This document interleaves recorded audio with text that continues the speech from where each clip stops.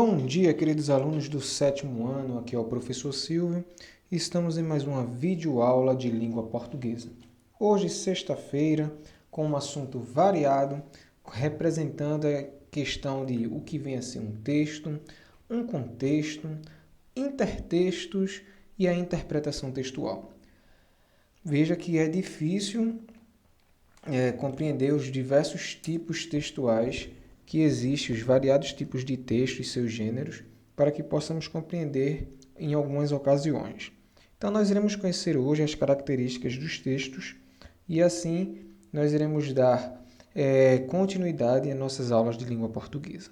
Então, vamos iniciar nossa videoaula de hoje dizendo compreensão e interpretação de textos de gêneros variados.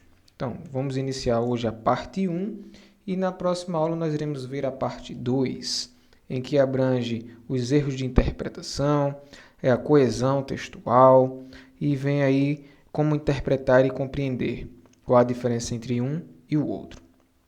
Vamos lá. Continuando a nossa aula de hoje. Texto. Definição. É um conjunto de ideias organizadas e relacionadas entre si, formando um todo significativo, capaz de produzir interação comunicativa, capacidade de codificar e decodificar. Então vamos lá. Quando ele diz que o texto é um conjunto de ideias organizadas, é porque ele está organizado em cima da estrutura gramatical. E quando a gente fala de estrutura gramatical, a gente está falando de sujeito no lugar de sujeito, predicado no lugar de predicado. E aí vem substantivos, pronomes, adjetivos, verbos, cada um em sua devida posição. Ao dizer que é formado um todo significativo, capaz de produzir uma interação comunicativa, ele está dizendo que o texto ele não precisa ser vasto, ou longo, ou curto demais, mas desde que haja uma interação de compreensão. Ou seja, se eu transmito essa aula referente a texto para você e você compreende o assunto, o texto foi compreendido de forma de uma interação comunicativa. Houve a comunicação entre o emissor e o receptor. E essa capacidade de codificar e decodificar são códigos linguísticos que, quando a gente conversa com alguém, eu quero codificar o meu assunto, só aquela pessoa vai entender o que eu estou querendo dizer. E decodificar é trazer a interpretação desse determinado tipo de texto, é tirar a mensagem dentro dele. Então, vamos supor que eu deixe aquele provérbio popular que a gente tanto escuta ou já ouviu falar referente. Água mole, pedra dura. Tanto bate até que fura. A expressão a água é mole e a pedra é dura, isso é a sua forma denotativa e conotativo junto, porque é um sentido figurado. Mas tem o seu sentido real também em questão. Por quê? A água realmente ela é flexível, algo leve, e a pedra é aquela rocha sedimentar solidificada. Mas de tanto se insistir, acaba perfurando aquele rochedo. Então, a mensagem, o decodificar a mensagem está aí. Eu devo insistir em determinados tipos de situações para poder vencer os obstáculos. Então, tem um código linguístico, que é essa interação, e quando eu decodifico esse código, eu tenho a interpretação do meu texto. Continuando. Contexto. O contexto é um texto que é constituído por diversas frases. Em cada uma delas, há uma informação que se liga com a anterior e ou com a posterior, criando condições para a estruturação do conteúdo a ser transmitido. A essa interação dá-se o nome de contexto. O relacionamento entre as frases é tão grande que, analisada separadamente, poderá ter um significado diferente daquela inicial. Então, quando eu quero transmitir alguma mensagem e há uma junção significativa de várias frases, Aí eu tenho um contexto no meu texto. Então, é um texto construído por diversas frases. Então, por exemplo, Joãozinho precisa comprar pão, vírgula. Porém, para ele comprar pão, deve ir à padaria. E seu pai não deixou dinheiro. Contudo, ele pediu à mãe para poder comprar o pão pedido pelo pai. Então veja que a gente não fugiu do texto. O tema em si é Joãozinho comprar o pão. Mas existem diversas frases e situações ocorrendo nesse contexto que vai levar ao público entender que o enredo todo é a compra do pão, e não a padaria, e não o Joãozinho, nem o pai nem a mãe, e sim comprar o pão. E o objeto em questão, a pessoa do discurso nessa questão aí, é Joãozinho que vai realizar a ação, a voz ativa presente no texto. Então, tudo isso é o contexto da frase. Percebam que eu disse várias frases interligadas a um único motivo, comprar o pão. Então, o contexto está aí. E ele compreendido, fica um texto com codificação e decodificação. Intertexto. Comumente, os textos apresentam referências diretas e indiretas a outros autores através de citações. Esse tipo de recurso denomina-se intertextos. Então vamos entender melhor o que vem a ser um intertexto. O pai estava conversando com o filho, é uma situação, e dizendo assim: meu filho, você deve obedecer aos vossos pais, pois a Bíblia diz, abre aspas, que o filho que obedece aos pais prolongará seus dias na terra. Fecha aspas.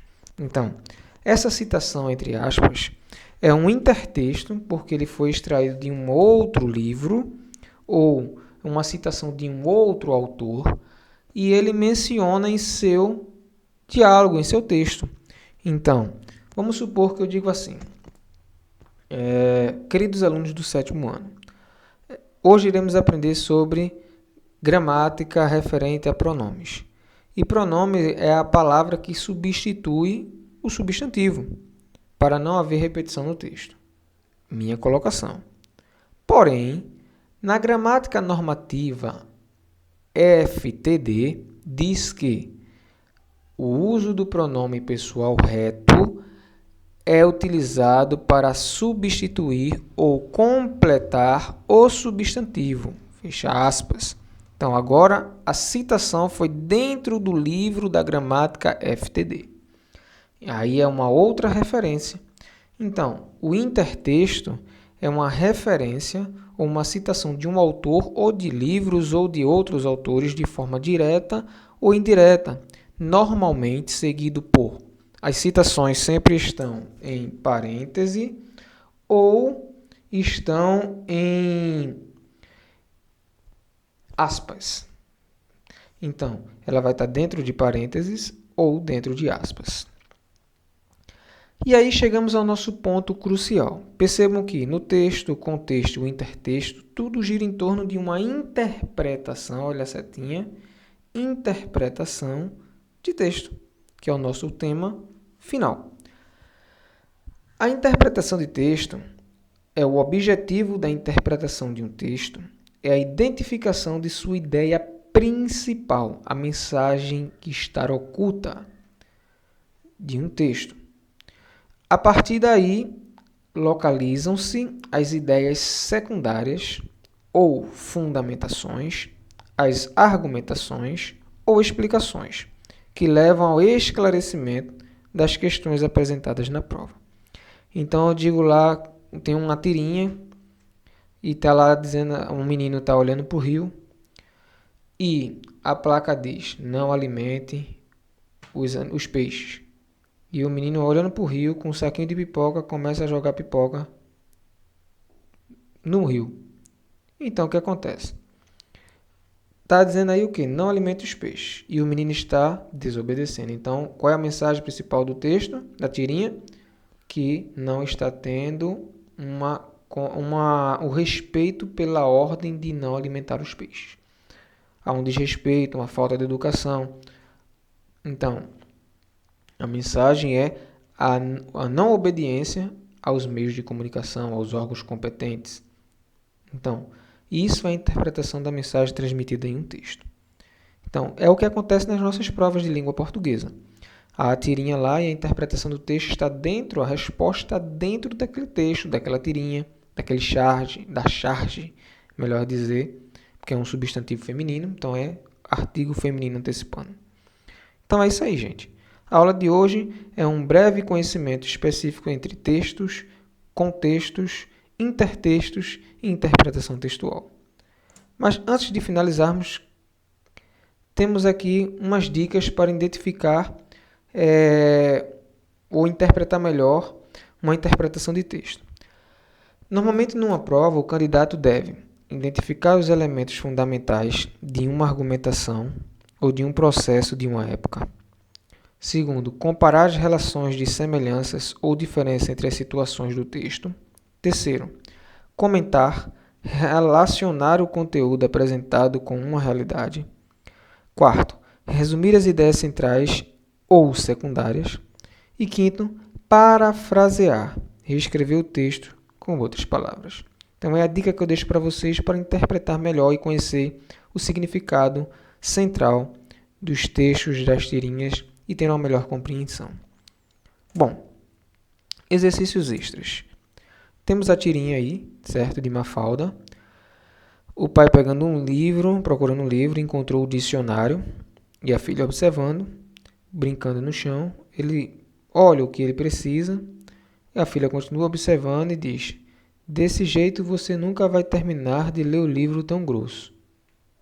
Finalizando, né? A pergunta está aqui. O efeito de humor foi um recurso utilizado pelo autor da tirinha para mostrar que o pai de Mafalda, aí você vai marcar a alternativa que responde corretamente.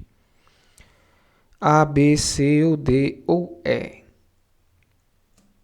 Segundo, ainda com Mafalda. Tem razão, Mafalda. Não posso ser uma mulher como nossas mães, que se conformavam em aprender corte e costura. Nossa geração é diferente. É a geração da tecnologia, da era espacial, da eletrônica e etc. Portanto, não vou cair na mediocridade do corte e costura. Nunca. A ciência me chama. Quando eu crescer, vou comprar uma máquina de tricô e a cibernética me atrai e adoro a cibernética.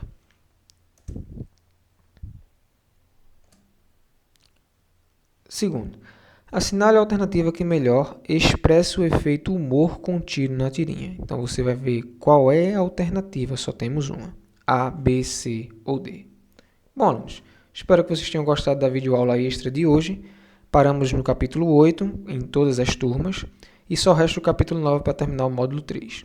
Creio eu que a partir da próxima semana já estaremos voltando às nossas videoaulas do livro de vocês, para poder seguir o cronograma específico do livro. Bom final de semana para todos vocês, fiquem com Deus e até a nossa próxima videoaula. Beijos e abraços do professor Silvio Cavalcante.